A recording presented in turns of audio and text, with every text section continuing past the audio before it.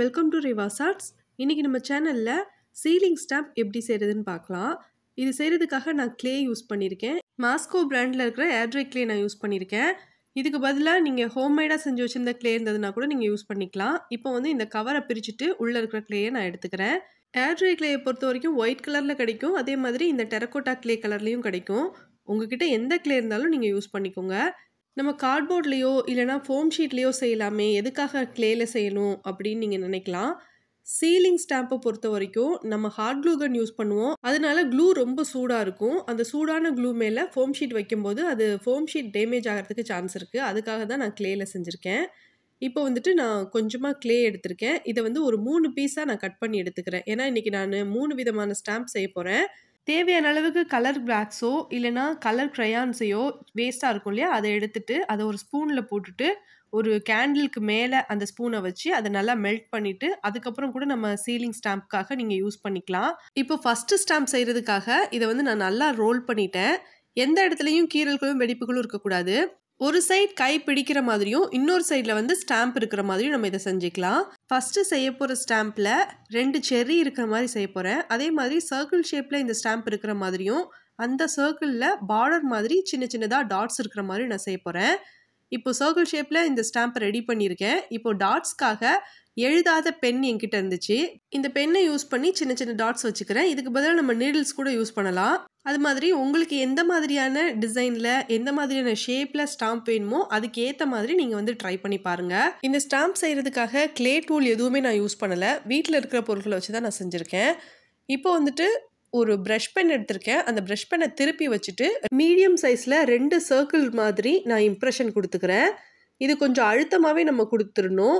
அதுக்கப்புறம் இதே ball point pen use பண்ணிவிட்டு சர்க்கிள் மாதிரி இம்ப்ரெஷன் கொடுத்துருந்தோம்ல, அந்த 2த்துக்கும் மேலேயுமே 2 லைன் இருக்கிற மாதிரியும் அந்த 2 லைனுமே ஒன்றோட ஒன்றா ஜாயிண்ட் ஆகி இருக்கிற மாதிரியும் அதுக்கு மேலே இன்னொரு லைன் இருக்கிற மாதிரி நான் இம்ப்ரெஷன் கொடுத்துருக்கேன். கொஞ்சம் பொறுமையாக நம்ம இதை செய்யணும். அதே மாதிரி நம்ம கொடுக்குற இம்ப்ரெஷன் நல்லா அழுத்தமாக நம்ம கொடுக்கணும். அப்போ தான் வந்துட்டு நம்மளுக்கு வந்து வேக்ஸ் சீல் வைக்கும்போது அது வந்து கரெக்டாக அந்த இம்ப்ரெஷன் நம்மளுக்கு தெரியும். இப்போ 2 செர்ரி இருக்கிற மாதிரியான ஸ்டாம்ப் ரெடி ஆயிடுச்சு. இது வந்து நல்லா ட்ரை ஆகட்டும். இப்போ 2வது ஸ்டாம்ப் செய்கிறதுக்காக க்ளே எடுத்து நல்லா ரோல் பண்ணிக்கிறேன். இப்படி நீங்கள் ரோல் பண்ணும்போது அடிக்கடி தரையில் வச்சு நல்லா டேப் பண்ணிக்கணும். நீங்கள் எந்த அளவுக்கு டேப் பண்ணுறீங்களோ அந்த அளவுக்கு இந்த சர்ஃபேஸ் வந்து நல்லா ஃப்ளாட்டாக நம்மளுக்கு கிடைக்கும். சில இடங்களில் மேடு பள்ளம் இருக்கும். அதை வந்து நம்ம கையாலேயே சரி பண்ணி விட்டுறணும்.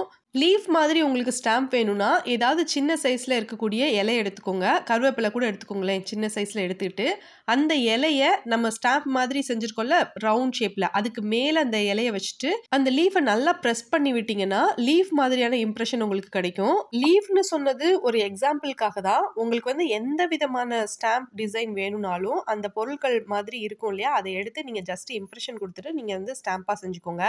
இப்போ வந்து சர்க்கிள் ஷேப்பில் இதை ரெடி பண்ணியாச்சு. சில இடங்களில் வந்து அன்ஈவனாக இருந்துச்சு. தண்ணி தொட்டுட்டு இதை வந்து சரி பண்ணி விட்டுட்டேன். இப்போ வந்து அக்ரிலிக் பெயிண்ட் பாட்டிலோடைய மூடி எடுத்து அதை நல்லா இம்ப்ரெஷன் கொடுத்துக்கிறேன். இப்போது சர்க்கிள் ஷேப்பில் நம்மளுக்கு வந்து பார்டர் மாதிரி கிடச்சிருக்கு. இப்போ இதில் வந்துட்டு பவு ஷேப்பில் இருக்கக்கூடிய ஒரு இயர்ரிங் எடுத்திருக்கேன். இந்த இயர்ரிங்கை ஸ்டாம்ப் மாதிரி செஞ்சுருக்கோம்ல, அதுக்கு சென்டரில் வர மாதிரி வச்சுட்டு நல்லா ப்ரெஸ் பண்ணி விட்டுக்கிறேன். இப்போது ஷார்ப்பான ஒரு நைஃப் எடுத்திருக்கேன். அந்த நைஃபை யூஸ் பண்ணிவிட்டு இந்த பவுக்கு மேலேயே நல்லா அழுத்தி விட்டுக்கிறேன்.